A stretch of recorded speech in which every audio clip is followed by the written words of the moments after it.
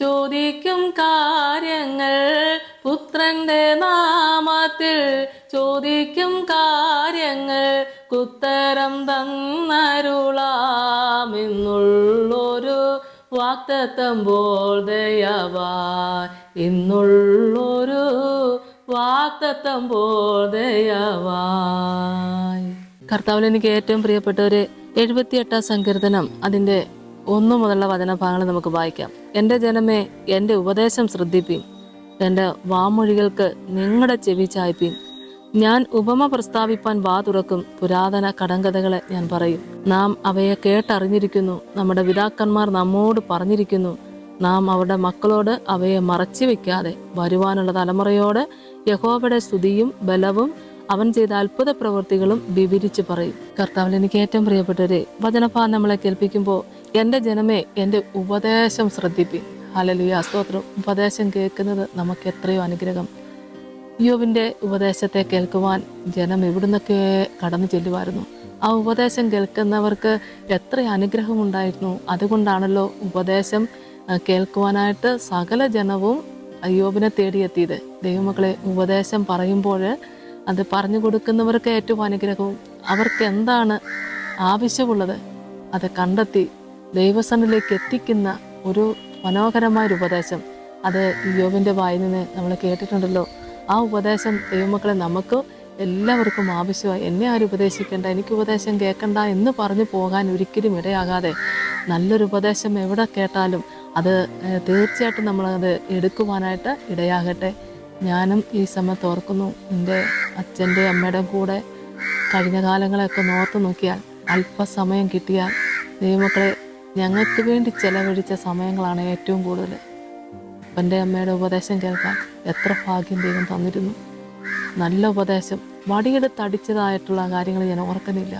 ഞങ്ങളെ ചേച്ചിമാർക്കൊക്കെ നല്ല ഉപദേശം സ്നേഹത്തോടെ വിളമ്പിത്തന്ന് കൂട്ടത്തിൽ ചേർത്ത് നിർത്തി നല്ല രീതിയിൽ കൊണ്ടുപോയി. അത് ഉപദേശം കേൾക്കാനുള്ള കൊതി കൊണ്ട് കളിപ്പാട്ടത്തെക്കാളധികം മറ്റെന്തിനേക്കാൾ കൂട്ടുകൂടുന്നതിനേക്കാളൊക്കെ അധികം അപ്പൻ്റെ ഉപദേശം ഞങ്ങൾക്ക് ഏറ്റവും ഇഷ്ടമായിരുന്നു.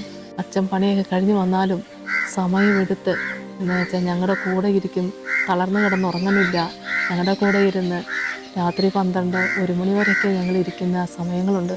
അച്ഛൻ്റെ കൂടെ ഇരിക്കുന്ന ഇരിപ്പ് ഒരുപാട് ഇഷ്ടമാണ്. ഞങ്ങൾക്ക് വേണ്ട കാര്യങ്ങൾ പറഞ്ഞു തരും, ഞങ്ങളെ സ്നേഹിക്കും, ഞങ്ങൾക്ക് ആശ്വാസം പറഞ്ഞു തരും. ഒരുപാട് പൊന്നും പണവും ഒന്നും സമ്പത്തൊന്നും വാരിക്കോരി തന്നിട്ടില്ല, പക്ഷേ അപ്പൻ്റെ പാദപീഠത്തിൽ നിന്ന് മാറത്തില്ല. അതുപോലെ നല്ല ഉപദേശം തന്ന് ഏറ്റവും സന്തോഷകരവും ജീവിതം എന്നതുപോലെ പ്രിയപ്പെട്ട ദൈവമക്കളെ, ഉപദേശം ഒന്ന് ശ്രദ്ധിച്ച, അതും പ്രത്യേകിച്ച് ദൈവകൃപയോടുള്ള ഉപദേശം നമ്മൾ കേട്ടാൽ കേൾക്കുന്നവർക്ക് അനുഗ്രഹമല്ലേ. ആമേൻ, സ്തോത്രം, ഹല്ലേലൂയ. നല്ല ഉപദേശം നമ്മുടെ മക്കൾക്കും കൊടുക്കാൻ കർത്താവ് സഹായിക്കട്ടെ. ആരെയൊക്കെ നമ്മുടെ മുമ്പിൽ കൊണ്ടുവന്നു അവർക്കൊക്കെ നല്ല ഉപദേശം കൊടുത്ത് അവർ ദൈവസ്ഥലിൽ എത്തിക്കുന്ന മനോഹരമായ അനുഭവം നമുക്കുണ്ടായിരിക്കട്ടെ. ഇവിടെ നമ്മൾ വചനം കേൾക്കണമെങ്കിൽ ഞാൻ ഉപമ പ്രസ്താവിപ്പം വാ തുറക്കും, പുരാതന കടങ്കഥകളെ ഞാൻ പറയും. നാം അവയെ കേട്ടറിഞ്ഞിരിക്കുന്നു, നമ്മുടെ പിതാക്കന്മാർ നമ്മോട് പറഞ്ഞിരിക്കുന്നവരെ, നമ്മുടെ പിതാക്കന്മാർ നമുക്ക് തന്നിരിക്കുന്ന ഉപദേശങ്ങളെ ഒന്നോർത്ത് നോക്കിയാൽ, ആത്മതലത്തിൽ നോക്കിയാൽ, അതായത് ഉൽപ്പത്തി മുതൽ വെളിപ്പാട് വരെ നമ്മൾ നോക്കിക്കേ, പൂർവ്വപിതാക്കന്മാർ മുതൽ അപ്പോസ്തലന്മാർ വരെ നമുക്ക് വേണ്ടി തന്നിരിക്കുന്ന ഉപദേശങ്ങൾ. ആമേൻ. ഇന്നും നമ്മൾ ആ ഉപദേശം ഏറ്റെടുക്കുകയാണ്. ദൈവത്തിന് സ്തോത്രം. പൂർവ്വപിതാക്കന്മാരിൽ നിന്ന് നമ്മൾ ഇന്നും ആ ഉപദേശം ഏറ്റെടുക്കുകയാണ്. ആ ഉപദേശം കൃപയോടൊന്ന് ചേർന്നിരുന്ന് ഏറ്റെടുക്കുന്ന ദൈവമക്കളെ നമ്മൾ അനുഗ്രഹിക്കപ്പെട്ട, നമ്മുടെ മനസ്സിലൊരു ബലമുണ്ട്. നമ്മൾ ആരുടെ മുമ്പിൽ പതറിപ്പോകുന്നില്ല, ഇടറിപ്പോകത്തില്ല. ഞെരുക്കം വരാം, സങ്കടങ്ങൾ വരാം, വേദന വരാം. അപ്പോഴൊക്കെ ഉപദേശത്തിൻ്റെ ആ വാക്കുകളുണ്ടല്ലോ, അതൊക്കെ നമ്മുടെ ഹൃദയത്തിൽ ബലമാണ്, അനുഗ്രഹമാണ്, സമ്പത്താണ്. ദൈവത്തിന് സ്തോത്രം, ഹല്ലേലൂയ.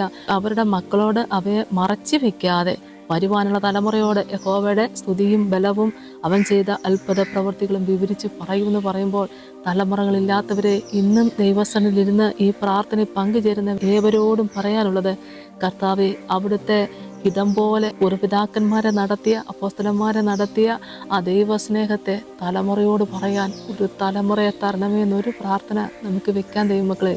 ഈ ചോദിക്കുന്ന ഏവർക്കും കൊടുക്കുന്ന ദൈവമാണ്. ഇത് സകല ജാതികൾക്കും ദൈവമാണ്. ആമേ, സ്തോത്രം. വാരി വിതറി കൊടുക്കുന്ന ദൈവമാണ്. ഒന്ന് ചോദിക്കാൻ, യാചിപ്പിൻ എന്നാൽ നിങ്ങൾക്ക് കിട്ടും, ഉറപ്പാ. നമുക്ക് പ്രാർത്ഥിക്കാം. സ്തോത്രം കർത്താവേ, കരുണാസമ്പന്ന എൻ്റെ സ്വർഗീയ നല്ല ദൈവമേ, പൂർവ്വപിതാക്കന്മാരെയും അപ്പോസ്തലന്മാരെയും ദൈവമേ കേൾപ്പിച്ചത് തലമുറ തലമുറയായിട്ട് കർത്താവെ ഇന്നും മക്കളോട് പറയുവാൻ ദൈവം സഹായിച്ചിട്ടുണ്ട്. ദൈവത്തിന് സ്തോത്രം ചെയ്യുന്നു. എന്നാൽ ഒരു തലമുറയ്ക്ക് വേണ്ടി കർത്താവെ ഇവിടുന്ന് അപേക്ഷിക്കുന്ന മക്കൾക്ക് വേണ്ടി പ്രാർത്ഥിക്കുന്നു. ഈ ദമ്പതികൾക്ക് വേണ്ടി പ്രാർത്ഥിക്കുക കർത്താവെ.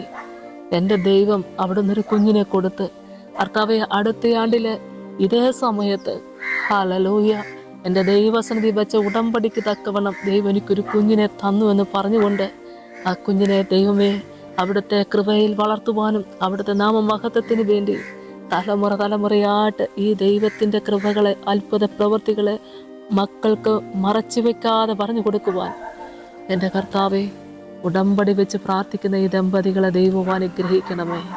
ഹല്ലേലൂയ സ്തോത്രം.